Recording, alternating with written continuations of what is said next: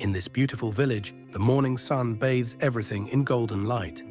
Villagers begin their work, children play in the open fields, while Xiao Ming sits under a tree, lost in his books. Xiao Ming is a young man who loves to learn. He's always buried in his books, oblivious to the busyness around him. He believes knowledge is power, but he never participates in the village's practical work. The old farmer often watches Xiao Ming as he passes by. He silently worries, thinking that Xiao Ming should be more involved in village life. One day, the old farmer stops and says to Xiao Ming, "Knowledge is valuable, but only action can bring it to life." Xiao Ming just smiles and continues reading, saying nothing more. One day, the sky starts to darken unexpectedly. Clouds gather and the villagers grow uneasy. The old farmer looks up at the sky, knowing a storm is coming. Animals become restless, and the villagers begin securing their homes. Xiao Ming looks up briefly, but then returns his focus to his book. Heavy rain pours down, and the river swells quickly. Villagers run in panic, trying to protect their homes.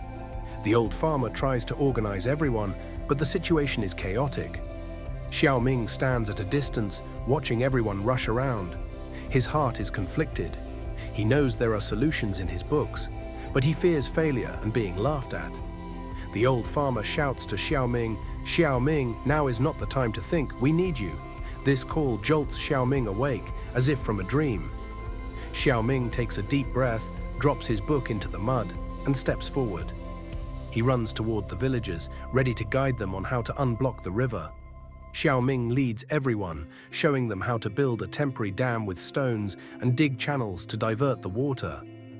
The villagers look at him with hope, all working together under his guidance. Thanks to everyone's efforts, the water finally starts to recede and the village is saved. The villagers, covered in mud, smile in relief. The old farmer pats Xiao Ming's shoulder in appreciation.